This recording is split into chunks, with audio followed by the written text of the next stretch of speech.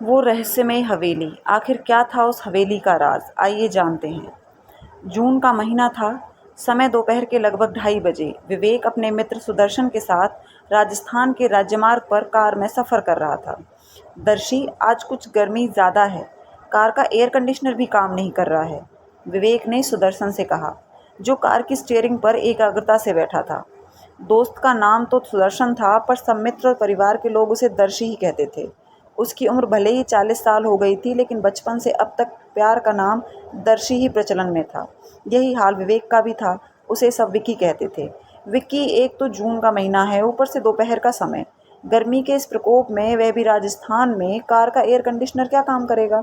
दर्शी, थोड़ा रुक जा, आराम कर लिया जाए।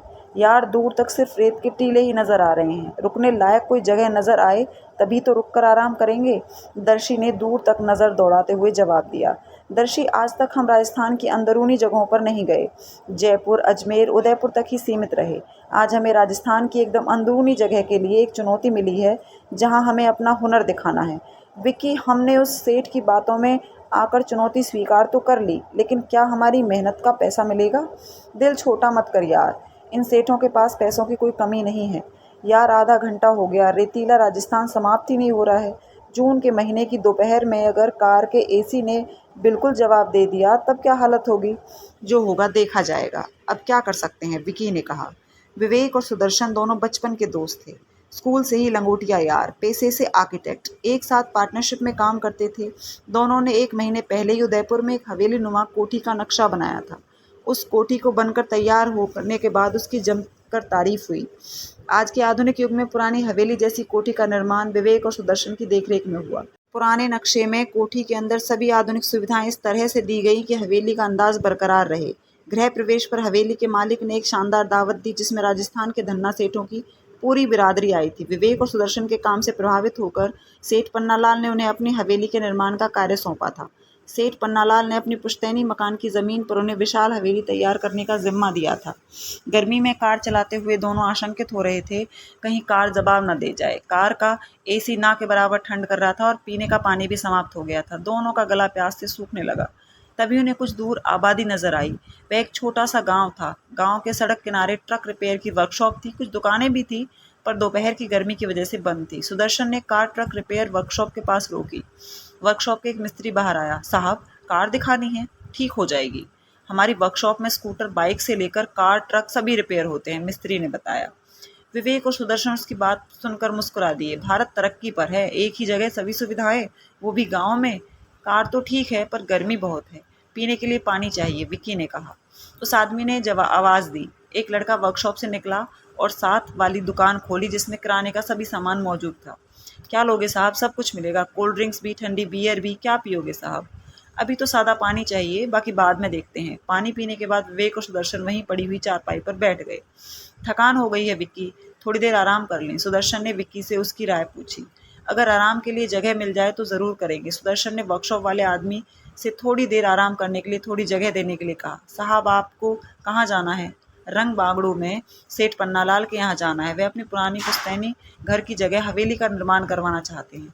हम दोनों आर्किटेक्ट हैं। रंग बागड़ू वैसे तो करीब 80 किलोमीटर होगी, लेकिन यहाँ से आगे सड़क का भरोसा नहीं है। सड़क पक्की ज़रूर है, रेत उड़ती है तो सड़क पर सिर्फ रेत ही रेत नज़र आती है।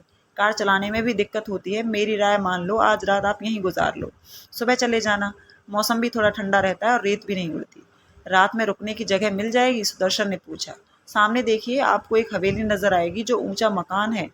क्या उसकी बात कर रहे हो? विवेक ने हाथ के इशारा करते हुए पूछा। जी साहब, वह हवेली सेठ मूंगालाल की है। छोटा सा गांव उन्हीं का बसाया हुआ है। आप यहाँ रुक सकते हैं। हम उन्हें जानते तक नहीं, वह हमें अपनी हवेली में क्यों रुकने देंगे? हवेली में कुछ कमरे मेहमानों के लिए हैं, आप वहाँ रुक सकते हैं। चलिए, मैं आपको वहाँ ले चलता हूँ। उस आदमी को कार में बिठाकर तंग गली से गुजरते हुए दोनों हवेली के गेट पर पहुंचे। मुख्य सड़क से हवेली तक गली के दोनों ओर कच्चे पक्के, कहीं 1 मंजिल के, कहीं 2 मंजिल के मकान थे। हवेली पर जाकर गली समाप्त हो गई थी। गली के ठीक सामने हवेली का एक बहुत बड़ा दरवाजा था, जो बंद था। सुदर्शन ने हवेली की दीवार से कार सटाकर पार्क की। जैसे किसी किले का बड़ा सा दरवाजा होता है, ठीक उसी तरह का दरवाजा था हवेली का। विवेक और सुदर्शन, चूंकि आर्किटेक्ट थे, वे बहुत सूक्ष्म दृष्टि से दरवाजे पर हुई नक्काशी का निरीक्षण करने लगे। नक्काशी धूल से लथपथ थी और अपने पुराने इतिहास की कहानी खुद बयां कर रही थी। दर्शी, ये हवेली तो कम से कम 100 साल पुरानी होगी। दरवाजे पर नक्काशी अपने जन्म का खुद बयान कर रही है। विकी, बिल्कुल ठीक कहा तुमने। उस बड़े दरवाजे में एक छोटा दरवाज़ा था, वह खुला और तीनों अंदर चले गए। हवेली की देखभाल करने वाले रखवालों में से एक रखवाले ने दरवाज़ा खोला। वर्कशॉप वाले व्यक्ति ने उससे कुछ बात की, जिसके बाद वह रखवाले ने हवेली की बैठक खोली। धूल देखकर विवेक और सुदर्शन समझ गए कि हवेली के मालिक वहाँ कभी नहीं आते होंगे। रखवाले ने कुर्सियां पहुंचकर साफ की। आइए साहब, थोड़ा आराम कर लीजिए, चाय लेंगे? विवेक और सुदर्शन ने हामी भर दी। आराम कुर्सी पर धीरे धीरे आगे पीछे झूलते हुए दोनों ने हवेली का निरीक्षण किया।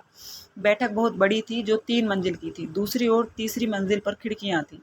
तभी चाय आ गई। बॉन चाइना के सुंदर कप में चाय की चुस्कियां लेते हुए विवेक ने रखवाले से पूछा, क्या नाम है आपका?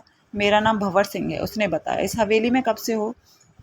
मैं तो जनाब पैदा ही इस हवेली में हुआ हूँ। पहले मेरे दादाजी ने हवेली संभाली, फिर मेरे पिताजी ने, और अब इसे मैं संभाल रहा हूँ। बहुत खूब, ऐसी सेवा भी किस्मत से मिलती है। जी जनाब। चाय कैसी लगी? चाय एकदम मस्त है। तुलसी और अदरक के स्वाद ने चाय पौष्टिक बना दी है। यह तो है जनाब। इस हवेली के बारे में कुछ बताओ। देखने से बहुत पुरानी लगती है। यह हवेली 200 साल पुरानी है। 100 साल से तो हमारा परिवार इसे संभाल रहा है। इसके मालिक सेठ मूंगालाल हैं, 80 के लपेटे में होंगे। उनकी तबीयत कुछ ठीक नहीं चल रही, इसलिए अब यहाँ नहीं आते। बहुत बड़े व्यापारी हैं, देश विदेश में ऑफिस हैं, बेशुमार दौलत है उनके पास, धन बहुत ज़्यादा है।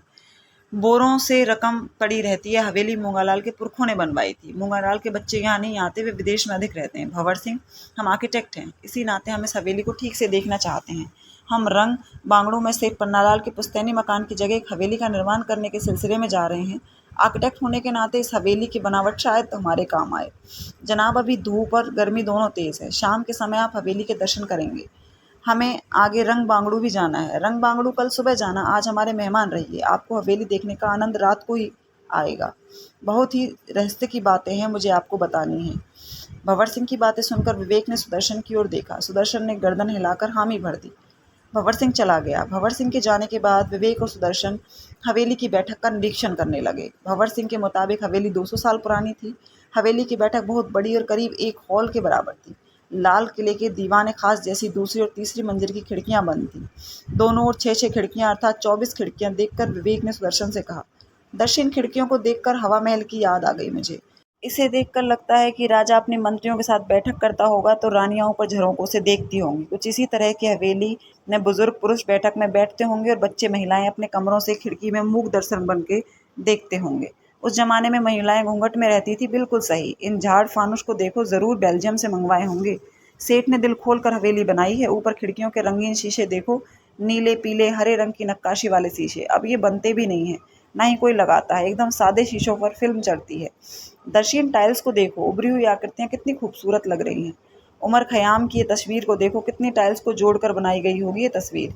कितनी आकर्षक, कितनी अतुलनीय है। दर्शी, आजकल ये कला लुप्त हो गई है। वाकई ये खूबसूरत कलाकृति लाजवाब है। सच में राजस्थान में वास्तुकला देखने लायक होती है। एक से बढ़कर एक महल और हवेलियां हैं। दर्शी, बैठक का गुम्बद देखो, रोशनी आ रही है। विक्की ने इशारा करके कहा कि सुदर्शन उधर देखते ही वो बोला, हवेली 2 सदी पुरानी है, रख रखाव ना के बराबर है।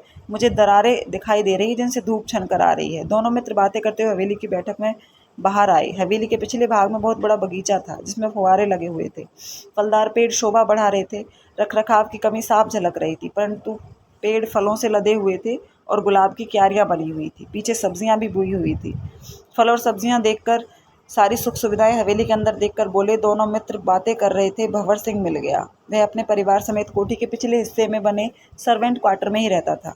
दोनों भंवर सिंह से हवेली का इतिहास जानने के लिए उत्सुक थे। पूछने पर उसने बताया कि इस गांव का सेठ मूंगालाल के पूर्वजों ने बसाया था। गांव के आसपास कई गांव और हवेलियां थी। गांव और हवेलियों का यह सिलसिला रंग बांगड़ू पर समाप्त होता है। इस हवेली के पीछे पर्वत है। पर्वत की चोटी पर देवी का मंदिर। चाहे आप हवेली की पुरानी खंडर समझे, पर इस हवेली और गांव पर कभी कोई आंच नहीं आ सकती। यह हवेली गांव 2 सदियों से ऐसा ही है। यहाँ कोई भी विपदा नहीं आई। इस गांव के आसपास मीलों तक आपको कोई बस्ती नजर नहीं आई होगी, ना ही आएगी। आप रंग बांगड़ू जा रहे हैं, वहां तक आपको कोई बस्ती नहीं मिलेगी। दरअसल 100 साल पहले यहाँ विपदा आई थी। सारी बस्तियां उजड़ गई, लेकिन इस हवेली पर आंच नहीं आई। यह कैसे संभव है? विवेक और सुदर्शन ने कहा। साहब, ये एक रहस्य है जिसे मेरे सिवा कोई नहीं जानता। उसकी बातों से विवेक और भी ज्यादा आश्चर्यचकित हो गया। विवेक और सुदर्शन रात को हवेली में रुक गए। अमावस की रात थी। बादलों से घिरा आसमान काला शहा नजर आ रहा था। गांव वाले सभी नींद में थे। भंवर सिंह का परिवार भी सो रहा था। विवेक और सुदर्शन की आंखों में नींद नहीं थी। हवा धीमी चल रही थी। शाम को गई बिजली अभी तक नहीं आई। गांव में 24 घंटे बिजली का सुख नसीब नहीं होता। एक बार गई, न जाने कब आए।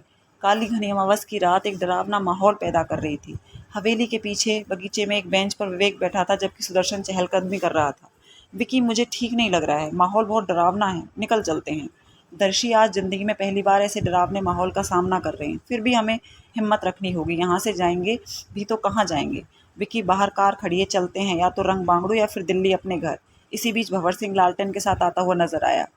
वह पास आकर बोला, साहब जी 12 बज गए, आइए मेरे पीछे। विवेक और सुदर्शन चुपचाप भंवर सिंह के पीछे चल दिए। हवेली के एक छोर पर जाकर उसने एक दरवाज़ा खोला। दरवाजे के पास नीचे जाने के लिए सीढ़ियाँ थीं। सीढ़ियाँ उतरकर वे एक कमरे में पहुंचे। वह तहखाना था, जिसकी दीवारों पर विचित्र सी आकृतियां बनी थीं। अंधेरे को दूर करने के लिए लालटेन की रोशनी कम थी। भंवर सिंह, यह सामने क्या है?